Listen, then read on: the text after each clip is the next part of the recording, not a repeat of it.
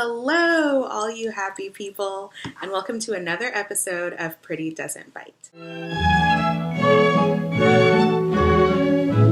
On how to be lovely. On how to be lovely. You gotta be happy. You gotta In the be last happy. episode, which was actually the first episode ever, I said that in the next episode, which is this one, that I would talk a little bit about why I chose the name Pretty Doesn't Bite. And I'm also going to talk a little bit about what I would like to come out of this channel, my sort of hopes and dreams and expectations, and hopefully what I would like for this channel to do for you, the watcher, the general public. It might get a little bit heavy, and I will probably say things that not everyone agrees with, and that's fine. I don't know how many videos there are on YouTube, but I think I read somewhere that it would take a person 600 years to watch all of them. So if you don't like this video, you've got options. So I won't be offended. It's okay. So the first thing that I'm going to talk about is the fact that I feel attacked. And I'm sure you're thinking, like, why do you feel attacked? You look pretty safe. I have noticed in American society that traditional femininity is under attack. And I kind of have a problem with that. Now, traditional is a phrase that could probably be tossed around, and defined a couple of different ways. But what I am talking about is this sort of idea that being a feminine woman is a sign of weakness. And I have a problem with that. I grew up around many successful women who were also wives and mothers and sisters and friends, and I don't think that being feminine and being successful are mutually exclusive. I'm in a master's program. I value education very highly. So for me, for somebody to say, well, you have to choose between your career and a family, possible to have both. And it's difficult, but it's possible. And I've seen it happen. Another thing is a positive reinforcement of values. We've got values in this country, but I don't know that I would necessarily agree with all of them. This is where like half of my subscribers might disappear. I derive my value system from the Bible. And there are plenty of examples of virtuous, strong, righteous women that I feel like people kind of ignore. I read this, it was on Tumblr. Sometimes good things come out of Tumblr. I don't know why I have a Tumblr.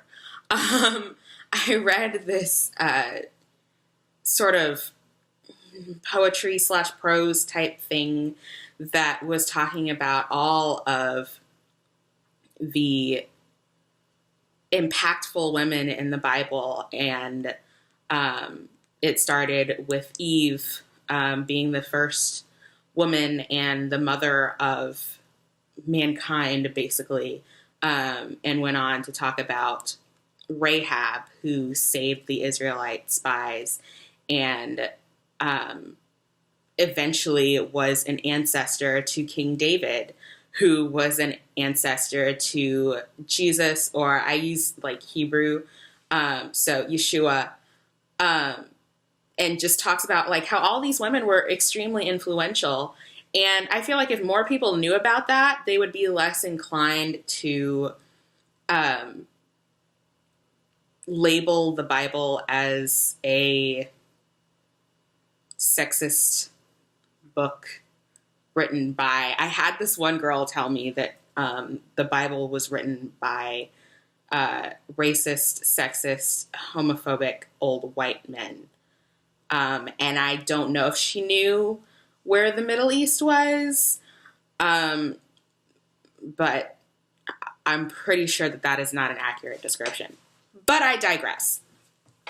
So yeah, definitely positive reinforcement of biblical values. I'll say that. I think I'm spitting stuff all over my laptop. I think I'm getting lip gloss all over my keyboard. So that's gross. By the way, I'm wearing the Urban Decay Apocalypse lip gloss that I unboxed the other day. So another thing that I would like is to be inspirational to young women. One thing that I've noticed on YouTube, and I follow a couple of different people. I'm very picky about what I watch on YouTube. So, you know, I'm not the cat video person. I'm not going to watch cat videos. Like, there's no, I'll watch guinea pig videos or miniature dachshund videos because I love them. My family has one. Her name is Ella. She's a brat. Maybe she'll make a guest appearance at some point, like later. But in my YouTube perusal, and I could be wrong, but most of what I see is Caucasian, either male or female, internetainers. And if you're on YouTube at all, you'll know where that term came from.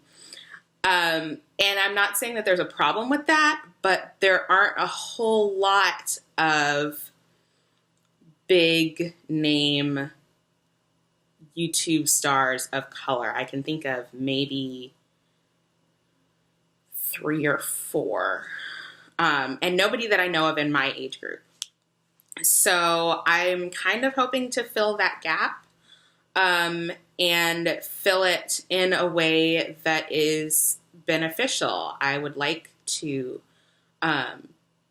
set a good example. There'll be a couple of different things as I go on. I'll sort of like come up with catchy names for like, oh, it's going to be this today or that today or whatever, like depending on how popular it gets. But right now it's just sort of like, oh, I'm making them for fun and seeing how people respond. It seems like a couple of people liked the last video that I made, so we'll see, and hopefully keep going from there.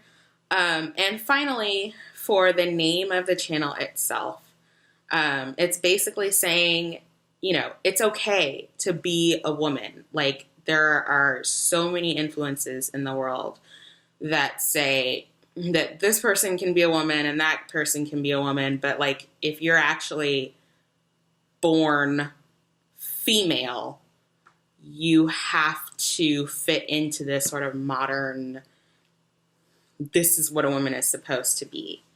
And I'm pushing back a little bit, I think. And that's what's up. So, if you like this video, I know it was super boring. I'm sorry. This is my serious face. My dad likes to call this my rock face. I got it from him. But yeah, keep liking and commenting and subscribing and sharing down in the little thing right there. I'm thinking a good schedule might be Sundays and Wednesdays. It just depends on how long it takes me to edit, which this is a pretty straight through video. I might cut out some pauses or whatever. But yeah, I hope you guys have a great day. I hope you enjoyed, and I will see you later. Bye. You'll be